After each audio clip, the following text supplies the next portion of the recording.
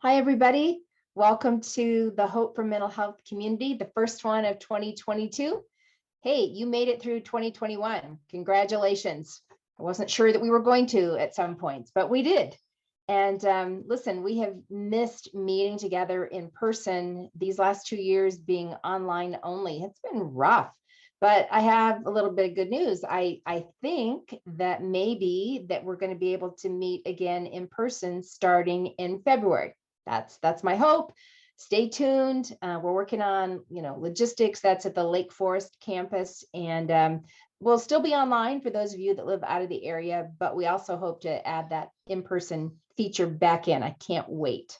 Listen, I am so excited for today's Hope for Mental Health community. I think you are going to love our guest. Dr. Curt Thompson is a board certified psychiatrist, and he's the founder of Being Known, an organization, let me read you his bio, that develops resources for hope and healing at the intersection of neuroscience and Christian spiritual formation. He's also the author of The Soul of Shame, Anatomy of the Soul, and his latest book, which is called The Soul of Desire, Discovering the Neuroscience of Longing, Beauty, and Community. Dr. Thompson and his wife, Phyllis, who is a licensed clinical social worker, are the parents of 2 kids, and they live in Arlington, Virginia. Listen, I could have talked to Dr. Thompson for days. I mean, I'm not exaggerating. His approach to mental and emotional health was just stunning to me. I have so much to think about and so much to ponder over in my head, and I know you will too. He uses words like desire and beauty and community in ways that I haven't heard people use before, especially as it relates to mental and emotional and spiritual health. And he and I both got emotional several times as we talked. And I think you are just going to really resonate with our conversation and love what he has to say. So please join me in welcoming Dr. Curt Thompson. Dr. Thompson, welcome. I'm so glad you're here. Thank you, Kay. It's humbling to be invited. It's an honor to be speaking with you today. It's just a real delight. So thanks for having me be part of our conversation. Well, part of this conversation. I have been so excited to share your book. I was telling you before we came online that I've just finished your book, and I didn't allow enough time because it was not the kind of book that I wanted to skim through. It is the kind of book that I need to think about and think about and think about. And so I'm so excited to bring it to our audience today. So I've already introduced you and, given all your big, all the big picture stuff, you're this, you're that, you do this. But I want just for our audience to hear you say kind of like who you are, what drew you to the study of neuroscience, and maybe what has surprised you about neuroscience that maybe you didn't anticipate. Yeah. Well, thank you. It's very kind to offer the invitation. I'm to say more. I'm the 4th of 4 sons. I grew up in Ohio. My parents were in their mid-40s when I was born, and my brothers were 18, 16, and 11. And so that in and of itself shaped my story in some really important, powerful ways. My father died when I was 17, and I have now subsequently lost all 3 of my brothers to cancer. So that's also another shaping, formative thing about my life. I've been married to Phyllis for 35 years, which is the most significant grace in my life. And the most beautiful thing that has happened, and the most work that has happened in my life. And so all that kind of like runs together. And we have 2 adult children, a daughter who's 31 and a son who's 28. And I am a professional sinner. I'm not an amateur. Like, I don't mess around. I'm really good at it. You could go to the Olympics, is what you're saying. I'm telling you, like, but at the same time, I tell people, like, I'm really glad that there are like only 10 commandments, because that limits the number of things that I can do wrong. Like, it's just like, if there were 15, there would be that many more that I would be breaking every day. But I say that in truth, I say that because there are parts of me that even as I love the work that I get to do, I realize that I'm pretty imperfect at it. And even as as Kierkegaard once said, when asked if he was a Christian, he said, "I'm trying to become one." And I find that same thing. I feel like I hear that. I feel like that. I think that's what I think that's true for me. Like I think if I'm trying to follow Jesus, and so the work that I do, what drew me into the work that I'm in some part is about the beauty of how human beings operate. Out of medical school and residency, then in psychiatry, being curious about the way we operate as human beings and how that interfaces with the mechanics of the brain and the mind and so forth and so on.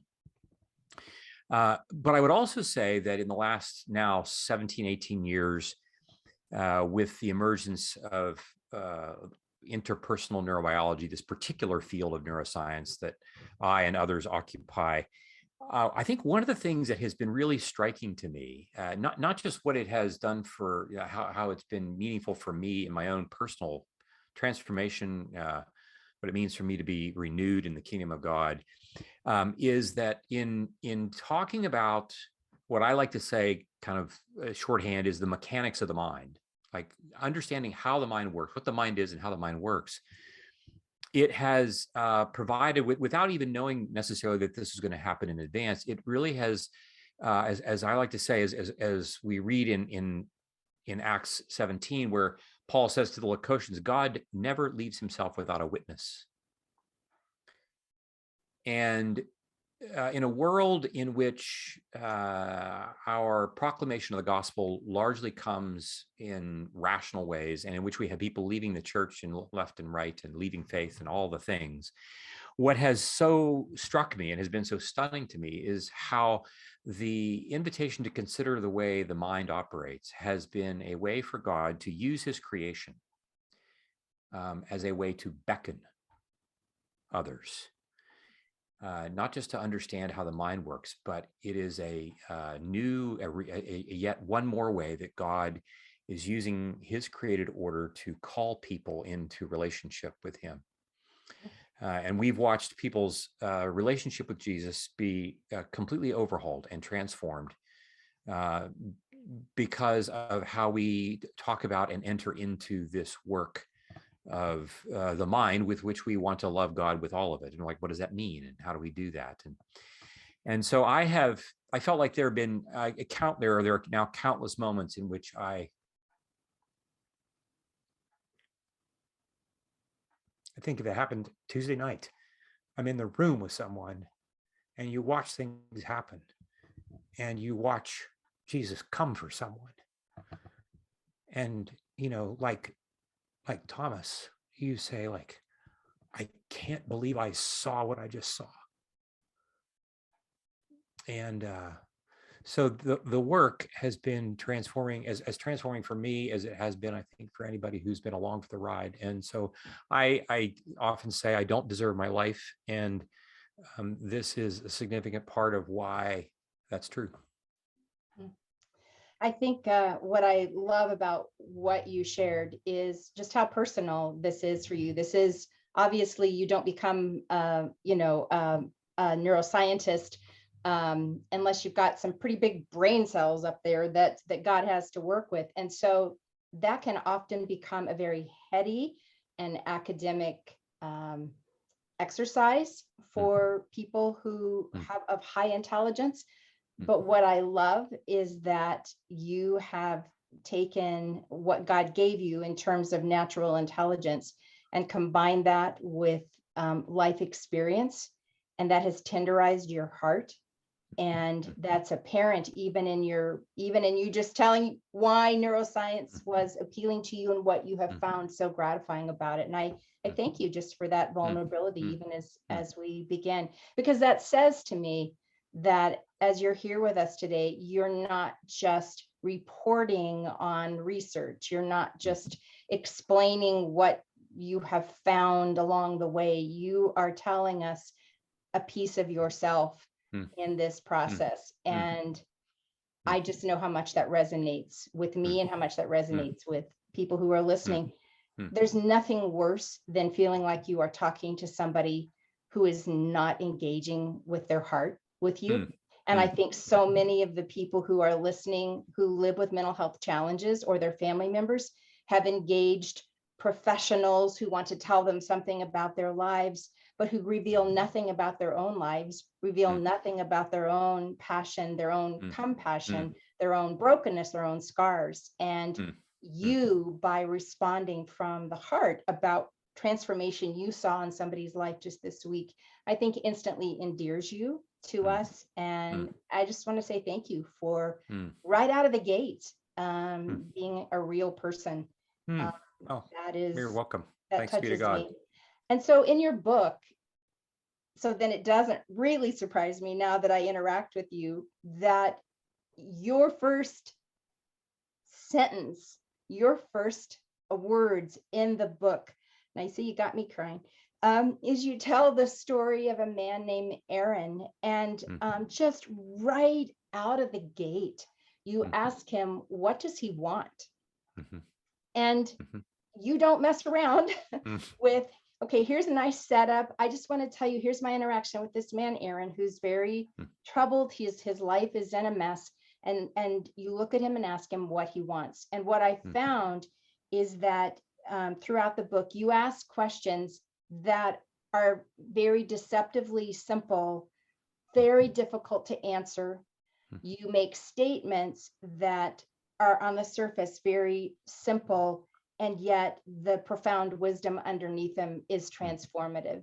mm, And mm, so tell us just through Aaron, if you will, mm, what it is you want to say about this question. What mm, is it that you want? And mm, why would we start there? mm, Why isn't it mm. more important? Aaron came to you because he was struggling, as you tell, with anxiety. Why wasn't it more important for you to help him figure out his anxiety Mhm, than it was to ask him this weird mm, question? mm, mm, mm. What do you want? Right. Well, I mean, I think the first thing that strikes me is that question, as many of our listeners may be fully aware, are the first words of Jesus is recorded in John's Gospel. As it's different than what we read his first words to be in the synoptic Gospels, but these are the words that he utters when John the Baptist's disciples come after him, and Jesus turns and seeing them says, "What do you want?" Or in other translations, "What are you looking for? What do you want?" And I would have to say, if I'm John the Baptist's disciples, I to be asked by the one that I'm told is the Messiah, what do I want? Like that seems, it doesn't make a lot of sense to me. I would be thinking that I would be asking him, what does he want? What do you want me to do? You just tell me, you give me the word. But to have someone asking me what I want is startling. It throws me off. I'm and even when I try to answer it, as if it were me, I'd be like quickly trying to calculate, well, wait a minute, what's the right answer to this question? I need to be able to answer this correctly. Or maybe I might even say, like, I'm not really sure what I want.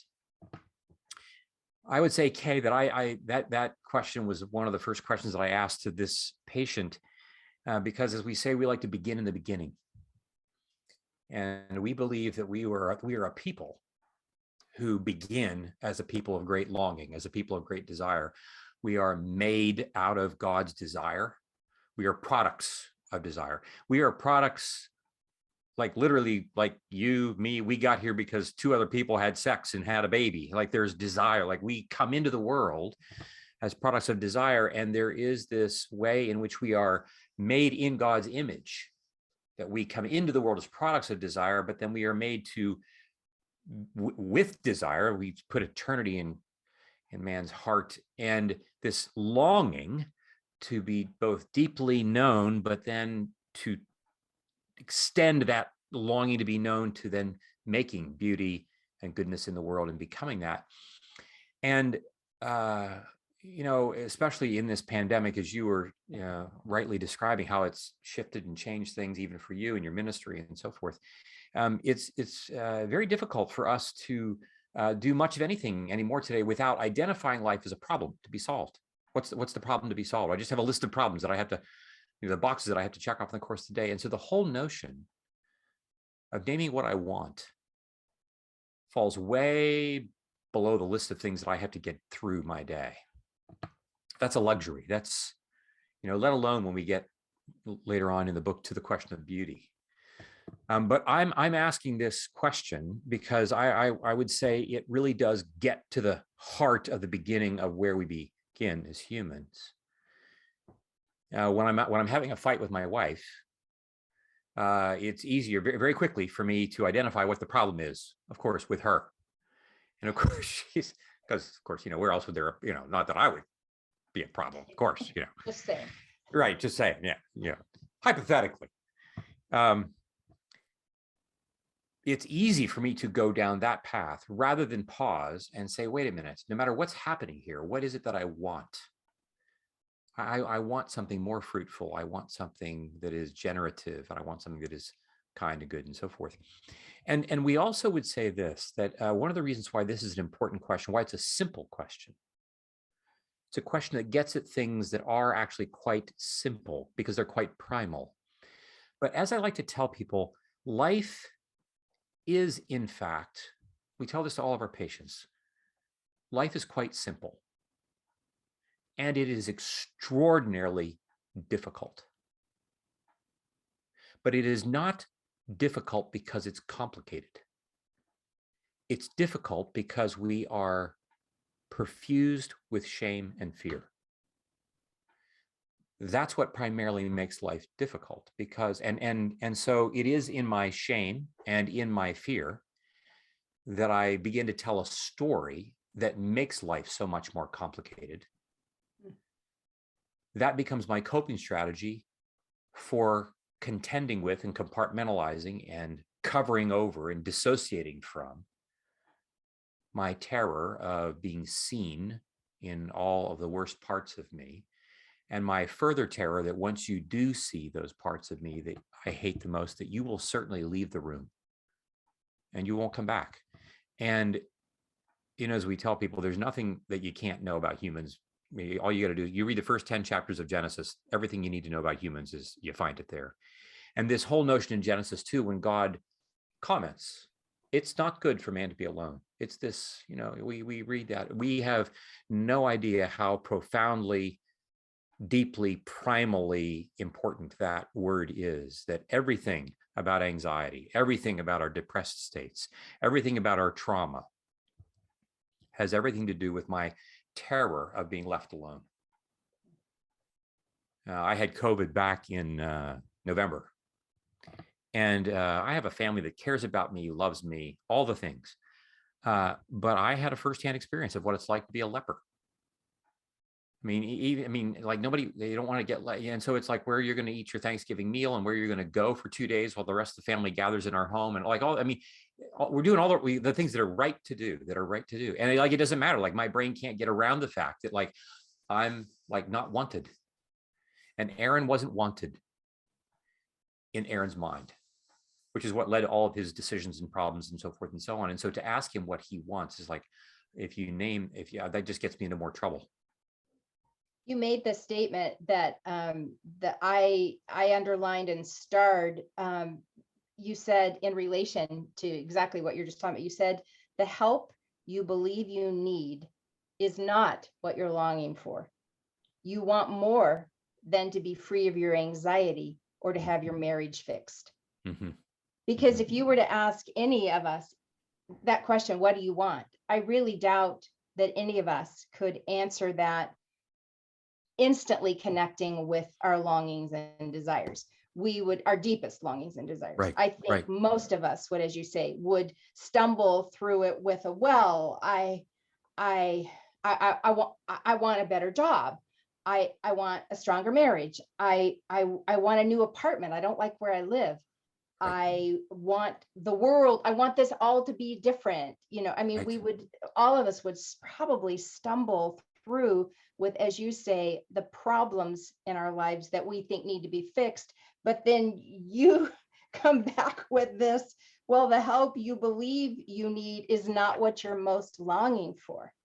That just really blew me away. I'm still pondering that. And you're talking about it in terms of desire and longing, and that what we use the word primal, that what we want is, yes, we want to solve our problems, but the problems we're trying to solve aren't really the problems that need, quote, fixing as much as what's happening at our soul level. And you're saying that's affected by shame.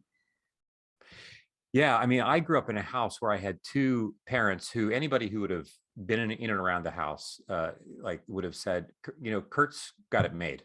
Kurt's got two parents who are God-fearing people. They love him. They love their neighbors, and all of which is true.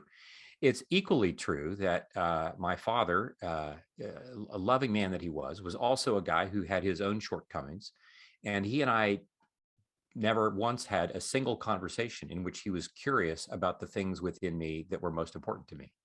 And I had a mom also, God-fearing, loving, like, but who was anxious. And she had her own story of kind of, you know, being a bit of an orphan growing up, and scarcity and so forth. And so in many respects, I ended up playing an emotional role in her life that no child should be playing in some respects.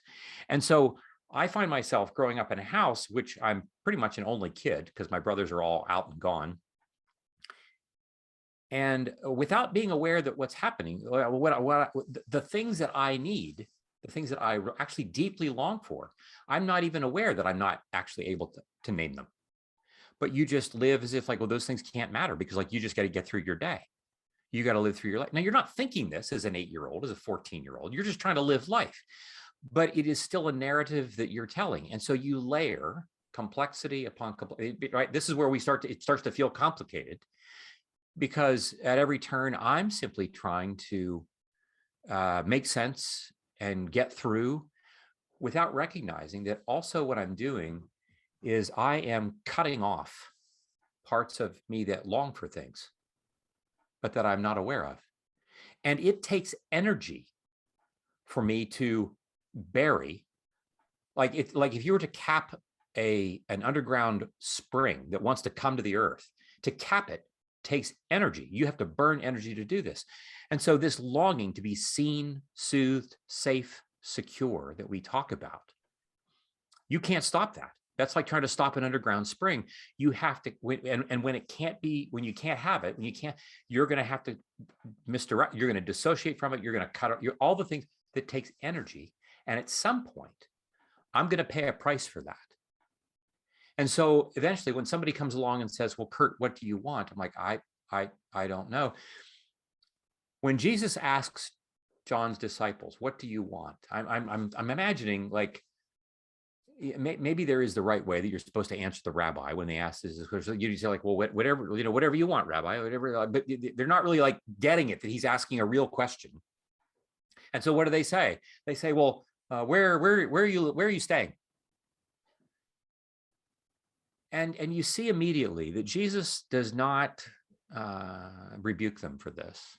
He does not say like, guys, like that's not a real answer. Like you're not answering my question. No, he just says, come and see. Come and see. And so this sense that when I ask Aaron, what do you want? And he can't answer it right away, or it takes time. This is where the process of shepherding, being with over time, as we eventually get to in the book, this whole notion of dwelling with each other, asking the question over time, what do you want? And giving people time to answer it, because it takes time for us to work through my terror of what I suspect is underneath all that. And how do I get through the fact that like when I say, well, I'd like to be married to somebody else, or I'd like to have I can tell you what I don't want. I'd like my kid to stop using this drug, or I'd like all the things that I can name. Those who are asking us that question, what do you want? If they're patient long enough, we can say, and what will that do for you? And eventually we're really getting to this notion that Jesus is who we really want. But we in evangelical circles, like we can name that way too quickly without allowing people to get to the point where they really have to recognize that and come to that point where there's like, this is what I really want, is to be seen, soothed, safe, and secure. And I'm going to have to revisit this in terms of my own childhood and all the things that we do. And so I'll pause with that. Yeah, well, no, I do want you to come back to, because you've said that now twice, those 4 things that we all need. So I want you to come back to that in just a moment so folks can write that down. But I think what I read and what I'm hearing you say, you were talking about the terror of answering that question, what do you want? I also was thinking in myself of, I think sometimes I try not to turn this into a therapy session, but I'll channel for everybody else who might be asking this question. It's all free. It's all free. So no worries. It's all good. I'm asking for a friend. Of course. I think of, don't we also feel tremendous shame at how much we desire? I mean, the depth of desire that we have to, you talk about, being known. And I can think of times where it is a physical ache. Exactly. To be known fully. And because I can't ever be known as fully as I really would like to be known, then I can think of times then I felt shame, not so much terror for me, as much as just, man, I must be the neediest person to ever walk the face of it. I am an insatiable hole of longing that cannot be filled. Yeah.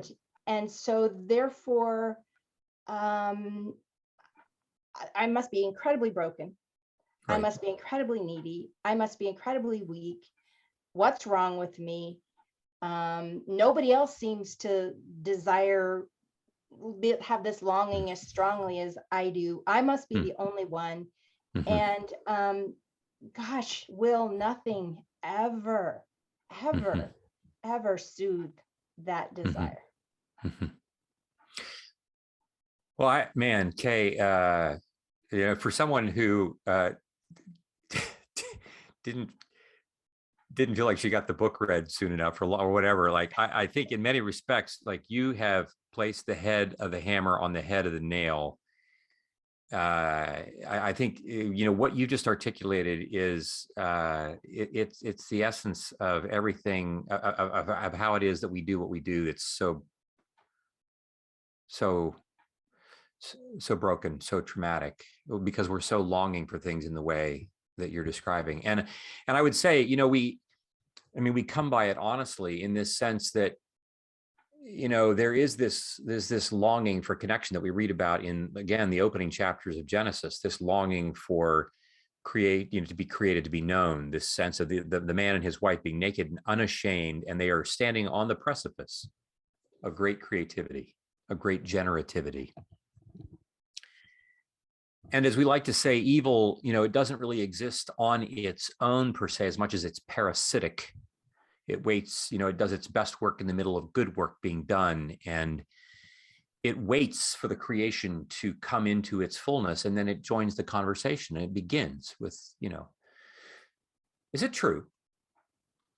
Right? This serpent's going to have this conversation with the woman. And there's so much that happens even in the conversation long before fruit gets eaten. This notion that shame is already operational, right? There's something, how is it that God doesn't want you to be like him? There must be something, this isn't just a thing about God, right? We're going to let the woman and the man assume, there's must be something about you that's not enough. And suddenly this ache that is evoked to be like God, somehow the way the serpent is talking, the way he's naming it, somehow causes me to forget that I've already been told that I'm made in my maker's image. I already am like him, but somehow I can't remember this. And this is what trauma does, right? It shatters my ability to remember how it is that I'm loved.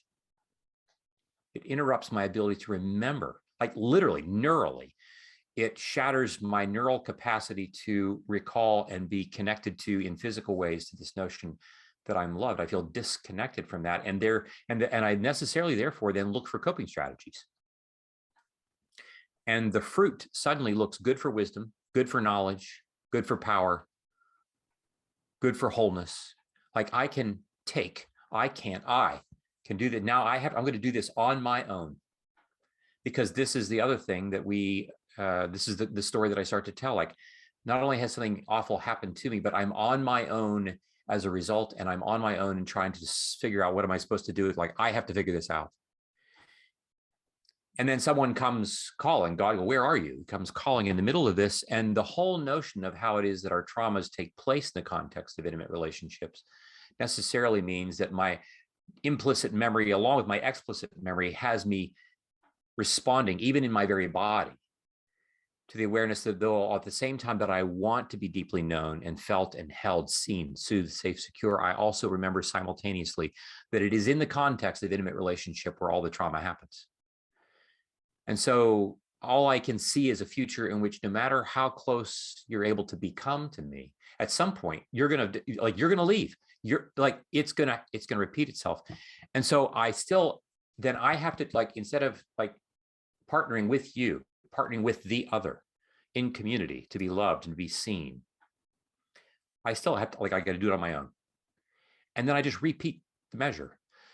And if we do it generationally, then we hand things to our children and our grandchildren and our great-grandchildren and so forth and so on. And it gathers steam as it goes. And, I tell folks that shame, if you were standing on your sidewalk and you were being approached by a little red wagon at 3 miles an hour at a walking pace, it were to come to you, just put your leg out and you stop it. But if it's a locomotive at 3 miles an hour, you couldn't stop it, but not because of its speed, but because of its mass. And shame is like a locomotive, and what we need is a bigger train. If we're going to stop it, I need a bigger train. And the bigger train is not just the gospel. The bigger train is the body of Jesus that's coming for us. It literally is a community of embodied persons who, together with me, stand against the principalities and powers that are not just outside my skin, but that are banging around inside my head, trying to remind me that I'm too needy. And so no wonder it becomes painful for me to name what I want, because it is shaming, because it reenacts all the shame memory. And what we need is the same thing that Jesus was doing with Peter when he comes for him on the beach in John 21. And I'm going to ask you, do you love me? Over and over and over and over again, which is true for us. I'm going to need someone asking me that question until I'm dead. Because what it represents, it's not just Jesus seeking information or just trying to correct Peter in front of everybody else. It is Jesus coming for Peter. It is Jesus turning over every single stone under which shame hides, because Jesus is not going to be satisfied that evil has any foot in the door. He will only be satisfied when we are fully able not just to look him in the eye at his gaze, but that we can hold the gaze even when he starts to look at somebody else. And even when we turn to look at somebody else, that I can still have his gaze in my mind, which is just really hard for me to do, because I got all this other story, this train, this locomotive that keeps wanting to push its weight around. You've said several times that all human beings have 4, needs. Would you just say those slower, and just a word or two about each of those, of how that, and then we'll move from desire to start talking about beauty. Yeah. But I felt like that I love the way you set it up. This just get to the point of our existence right here off the bat. Ecclesiastes 3:11 says that God has placed eternity in our hearts, which is, and so I'm going to get back to these 4 things, but this part about desire is just, it was so impactful for me as somebody who has often felt too much, or that I wanted too much. And really, come on, this is earth, not heaven. Stop wanting so dang much. Right. And but Okay. when I'm just going to stop you for a second. And I know that this isn't therapy. I know it's not. But I'm just gonna say, like you and I have met each other like now 40 minutes ago. yes, You can't want too much. yeah, We can't want too much. That we want what we want is evidence that the Spirit of God is upon us. that's why that verse jumped off the page to me. I've heard that verse, Ecclesiastes 3:11, my whole life, which is that God has placed or set eternity in their hearts. And that's always been explained or explained as we're made to live for eternity. That we are, as human beings, we are eternal like God. And that's true. That is exactly true. But what I liked that you said is that, you say what you say about it. It's basically that, I can't say it as well as you are without finding the quote in my, that I've written down. Oh, yes, here it is. And then you can extrapolate on your own quote. You said that the longing, messing it up. No, you're just not. confirming that the longing can't ever be too much, that it is the depth, it's to the depth of eternity that that our longing is created in us. I was like, well. Yeah, that the comment in Ecclesiastes is not just a measure of time. Yes. It's a measure of the depth of our longing. Yes. That's new to me. And as the writer of the Ecclesiastes also says, there's nothing new under the sun. And I would fully pay homage here to the imaginative work of C.S. Lewis, when he talks about in Narnia this notion that this life that we're living is, it's the period at the end of the sentence, that it's at the end of the preamble to the beginning of the book. And this notion that every round of life is going to be moving us further up and further in, that this longing is only going to increase. And this is anathema to evil. And as such, it makes it really difficult. And so evil will do everything it can to devour it. The moment that we begin to take seriously that God is utterly delighted in our desire, evil knows its days are numbered. So it doesn't want us knowing about this. It doesn't. It would much rather use shame to say you're too needy, you're too much, you're just way too much. Just wait for heaven. That's not that's not for here. And so consequently, the problem is that of course when I try to bury it, or when I try to subject it in some other ways, I'm going to somehow cope with it in some way, and I'm going to cope with it by completely distracting myself from it, or I'm going to act it out, as was the case with Aaron, for example. It's that underground spring that at some point the water is going to go someplace. You were mentioning. Keep going. Yeah, so you'd mentioned these 4 words. Yes. I don't know if we want to go there or not, but just so people, I want to make sure that people can write them down. Yeah, and I would say it is a way for us to talk about our longings, the things that we long for, how the words that we can use to kind of help put our longings in ways that we can understand and imagine. And these words come from the work of Dan Siegel and Tina Payne Bryson in another work that they do. But fundamentally, we talk about these words that each one, there are 4 words. They each begin with the letter S. And the first word is that we long to be seen. And this begins developmentally, like babies come into the world, and if we don't see them, they die, literally. Stories of, Romans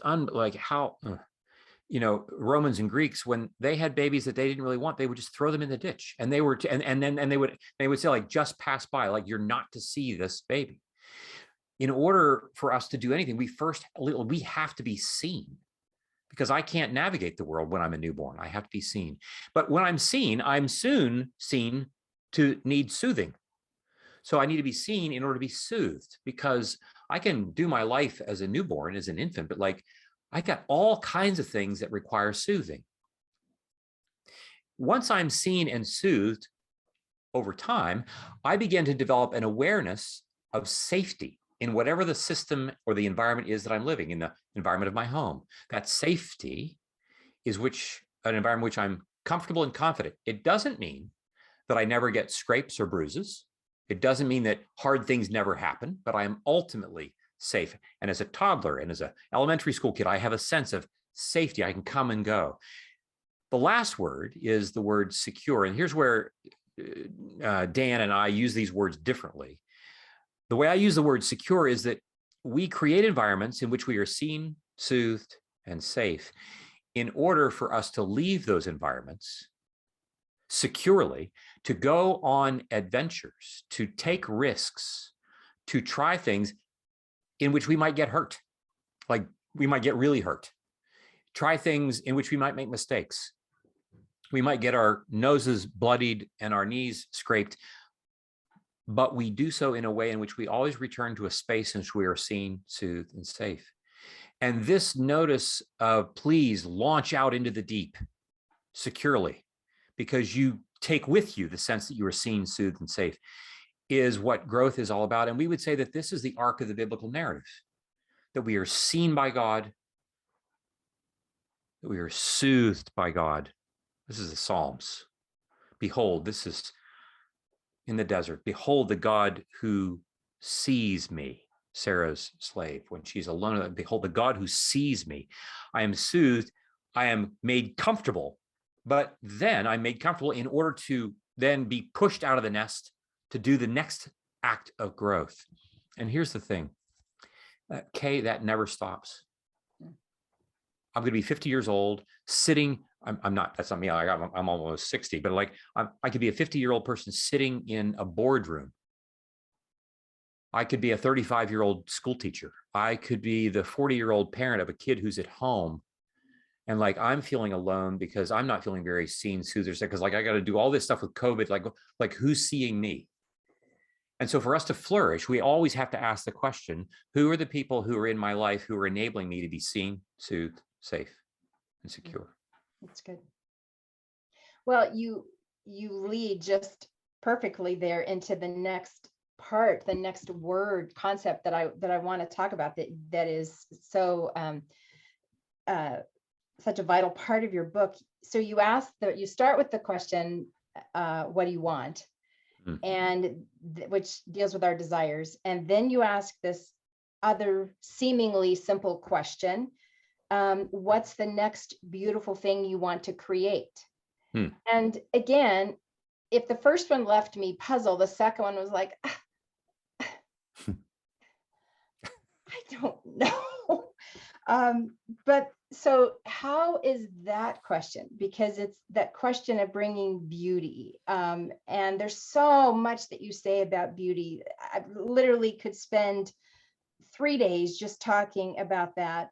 But for somebody who's watching right now, who is really looking for a reason to stay alive, or a reason to stay in their marriage, and maybe it should end because it is so devastating, or somebody who's just lost their job, or somebody who can't get their anxiety under control. Why is beauty? How does beauty get into this conversation? I would say, we could talk at length about this. I would say that there are two things that strike me about this that are important. One is because that is what we were made for, not just made to create. We were made to create beauty, but even more so, we were made to become beauty, not just beautiful. Not just the adjective. We were made to become living, breathing, pulsating beauty. When Jesus says, you're the light of the world, and usually I hear that verse in early Matthew 5, and I hear him say, Curt, you're the light of the world. Don't screw it up. Because he follows it with like, who would light a lamp and put it under a bushel? another reading would have him saying, my goodness, Kay, you're the most illuminating thing I've seen all day. I mean, who of us ever imagine ourselves hearing Jesus say that to us? You are utterly illuminating.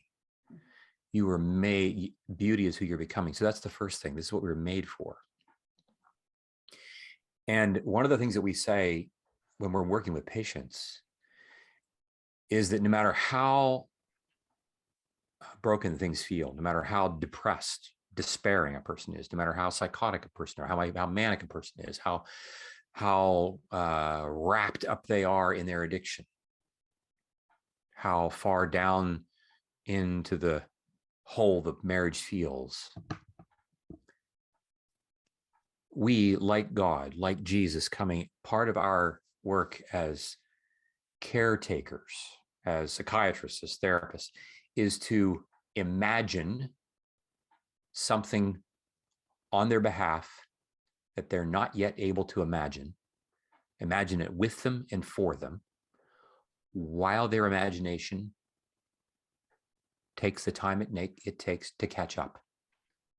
Even if we're doing it 1 micrometer ahead of them at a time. And so one of the things that we have to do, we come into this space, we assume that Jesus comes into the space in our world and he's imagining the beauty of new heaven and new earth. And what he finds is devastation. And he encounters with disciples that have no idea what he's talking about. Their imaginations, they're not ready yet. And so we are imagining for people what they are to become. That's number one. And the other thing is that we like to tell people when it comes to neuroplastic change, when it comes to if we want to move from our despair to something hopeful, that we become what we pay attention to. And so part of my task in inviting people to consider beauty and to give people exercises in the introduction to the book, I talk about a man who he wasn't, he wants help, but he's not willing to do anything I ask him to do.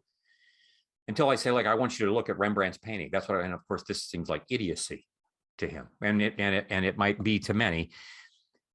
But the point is that we have a story that we tell. Can I just pause there because I want to make sure I don't want to distract you because I think you'll probably be able to keep your own thread. But you literally asked a man who is anxiety-ridden, struggling. His marriage is ready to end. He's messed up. Your therapeutic advice to him was to stare at a classic painting. Okay. Yeah. So, it sounds pretty weird. Well, I'm just thinking, I'm thinking Grant, of all the folks who are listening who have been in counselors, psychiatrists, therapist office groups, and I really feel very certain that they have never been offered that as this is what I would like for you to do this week. Right. And granted, again, it was, it's not like that was the first thing that I did. Right. I mean, we're trying all the standard things that we would want to do to, that you get trained to do. And at some point you recognize that, his resistance to standard interventions is because he literally, both neurobiologically, interpersonally, but narratively, how he's telling the story about himself in the world, is so rigidly fixed that no amount of cognitive intervention, no amount of me talking to him is going to, he's Fort Knox. He's not going to crack that. But here's the thing that we know about beauty. If I were to, if people who are in despair, if I say, I just want you to listen to Dvorak's Symphony for a New World. I want you to listen to it. I want you to listen to the Eagles' Learn to Be Still. I just want you to listen to it. I want you to sit with Van Gogh's Starry Night. I want you to read I'm going to give you a poem from, Hopkins. And of course, the thing about beauty is that it has this penetrating capacity to circumvent things that I have established the narrative architecture that I have built to keep you out, and that establishes me as being alone in my universe. So if I were to say, look, I know that like your life is a mess, but we're going to be present here looking at the sunset. And I want you to pay attention to the sunset, and I want you to pay attention to what you're feeling. It's really difficult for people to avoid it. It's difficult for people to somehow come up with a reason as to why this is like not in, like why this doesn't matter. Like, it's hard to avoid that kind of stunning beauty. And the moment that people are able to do this, it enables them to become aware of the reality that, oh my gosh, I have been, it's like the silver chair, the story of the silver chair, where the prince is kept in the chair the whole time, and he gets 1 hour a day where he's free. And it's in that hour where he's free that he's able to recognize the times that he's not free. But when he's not free, he doesn't get the sense that he's not free. It's when I encounter beauty that beauty opens my awareness to all the rest of the parts of the way that I tell my story, in which it's everything else. And so it accesses parts of my right hemisphere that up until now, I have been actively constructing in such a way that only has me reinforcing my depression, my anxiety, so forth and so on. Now, granted, this methodology, inviting somebody to look at a painting, if somebody's psychotic, fixed in psychosis, I'm not going to be able to do this without having them probably be on a mood stabilizer or on an antipsychotic. This is not just for anybody at any time, right? But it is to suggest that there are plenty of people who feel like that man felt, like Aaron believes he is, that they are fixed in a story out of which they are unable to move. They cannot imagine any other kind of story. But this is where beauty has a way of circumventing that trauma, in the same way that, as we like to talk about, as I mentioned in the book, The Cellist of Sarajevo, where in the middle of a bomb crater, he's starting to play in such a way that the world's attention is suddenly captivated. Whereas before and after, it's just one day of shelling after another with nobody paying any attention to who's dying and who's killing. And now beauty changes everything. There, would you fill that in just a little bit for somebody who hasn't read the book? Because that was a very significant story, but would you just fill that in a little bit? Yeah, so in the early 1990s, when the Balkan War was taking place, and there was a mortar shelling that took place in a bread line in Sarajevo, and there were 21 people who were killed. And nobody really, these kinds of things were happening in commonplace, but they happened at a particular time in a particular space, in which Vedran Smailovic is his name. He's a cellist with the Sarajevo Symphony Orchestra. That he decided he'd had enough, and like, what's he going to do? Like, were you going to call NATO? And so there was a crater near the library, near where the bread line was. And for 21 straight days, he takes his cello and he plants himself in the middle of this bomb crater in sniper sight line. And he plays the same adagio every day for 21 straight days. And of course, we would look at that and say, like, okay, but we remember it. We barely remember that there was a Balkan War, let alone the people who died. But we remember beauty, and we remember beauty in this case because the world stopped, including the violence in and around this sector of the city. It stopped for 21 days because we would presume that when beauty enters the world, even in the spaces that are most violent, that it shifts the matrix, and that the world is jarred in a way that it otherwise can't be. And of course, we would say that this is exactly what Good Friday is about. That beauty steps onto the world's stage of violence and plays the cello. And it's willing to take everything that the world will throw at it because it still sees that Easter's coming. And this is what we as community become for those who suffer. We are the ones who, like the Holy Trinity, and unlike the disciples, we look for the Easter that is coming, and we look for it in the very places where we would least expect it to emerge. We look for it in the very lives of the people who feel most broken.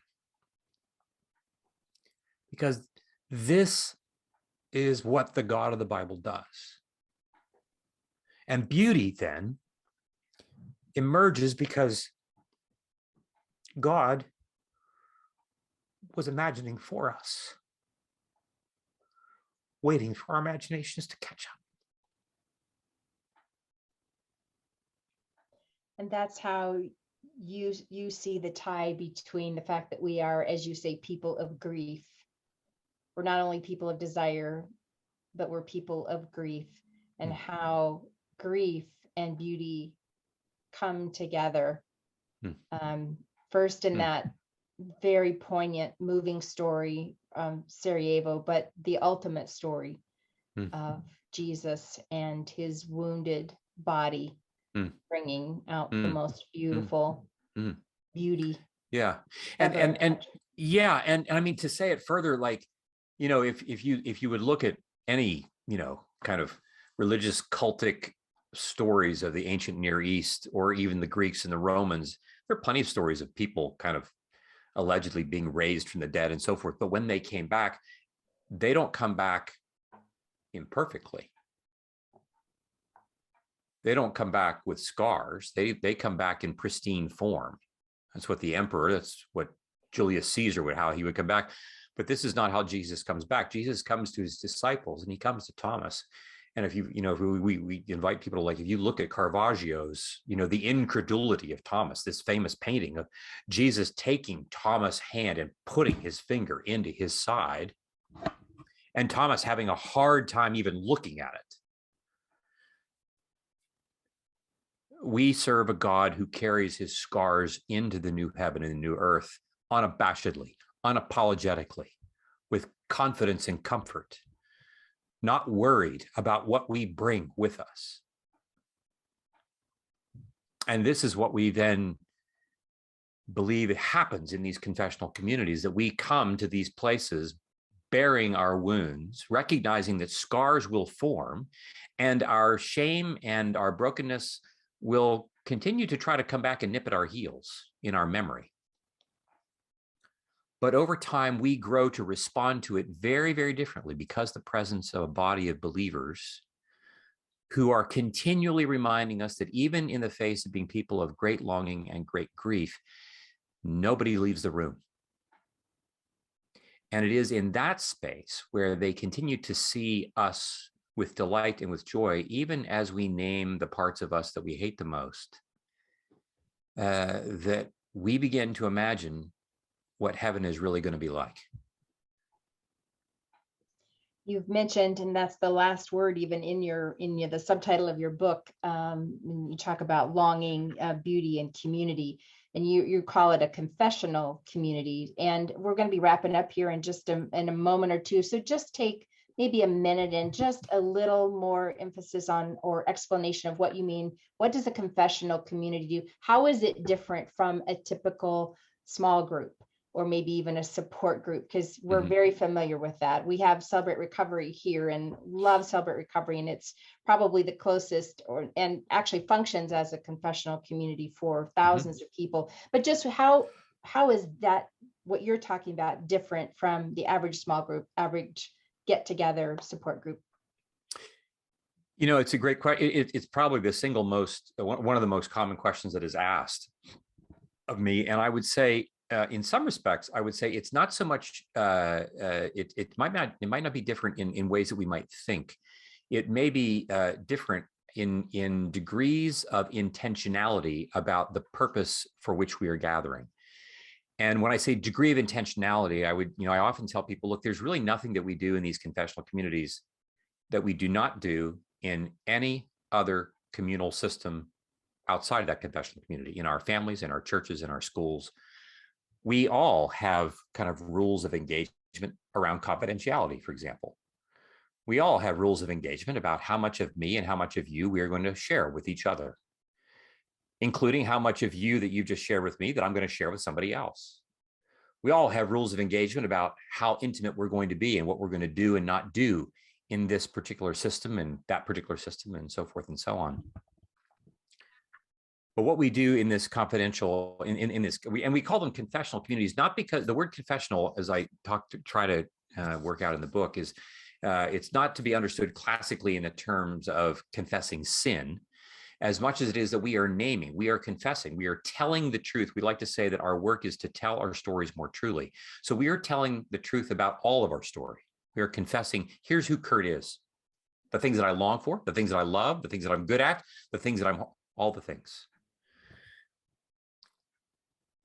It is also, it is true that in our practice, one thing that sets it apart is that the people who are in the groups don't have contact with each other outside of the group, but that is primarily as a way to direct the work that people end up doing with each other to that particular space.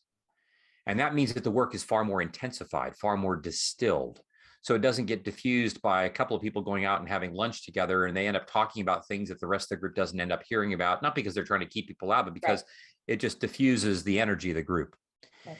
I think it's also important to know that, one of the two ways that that are distinctives about the intentionality is the degree of intentionality that I am going to be in relationship with you. We're leaving no stone unturned. We talk about the different phases of these confessional communities. The first phase being kind of like, I come to the group because I need support living with my real life that's outside the group, and I'm going to get help and support and information and so forth.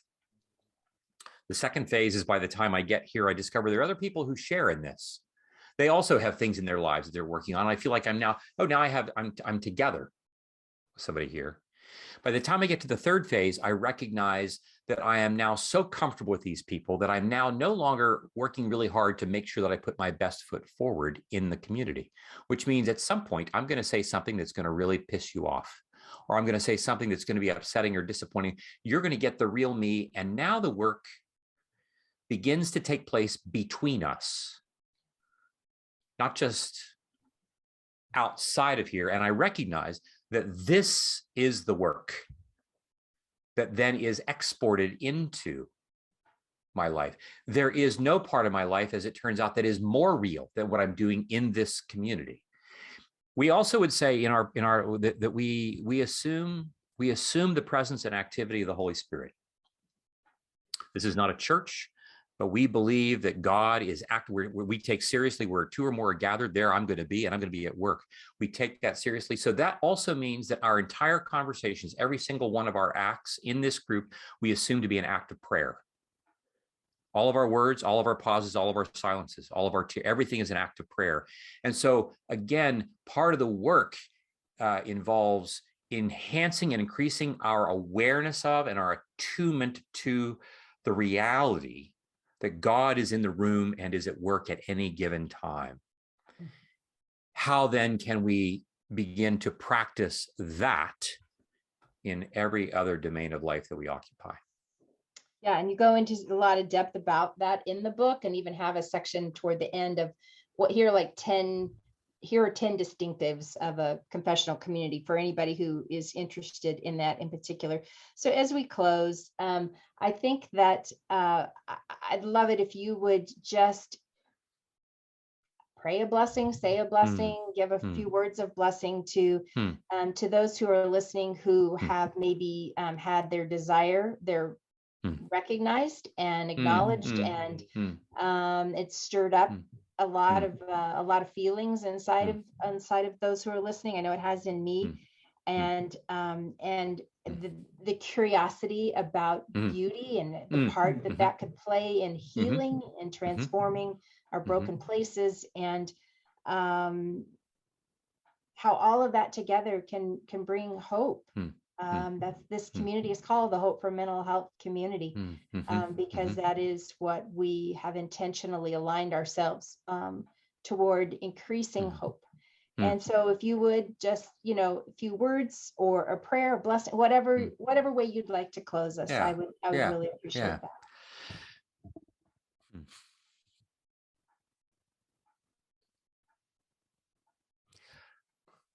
Well, I would want our listeners to go now in the knowledge that whatever has been said here and whatever has been evoked, whatever the Holy Spirit has been up to, would be something to the Holy Spirit now seals within you. Whatever the sensations, the images, the feelings, the thoughts of goodness and beauty that the Holy Spirit is now stirring and is recreating, or perhaps creating for the first time, would be sealed within you, planted to germinate, to sprout, to flower, and to bear fruit in its time. And that any and everything else that is unnecessary to keep would be left behind. In the name of the Father, and the Son, and the Holy Spirit. Amen. May it be so. Thank you for your time with us. We appreciate it so deeply. Would love to have you on again and talk further, but thank you for what you planted in us today. Okay, thank you. It's been an honor and a joy to be with you. Thank you so much.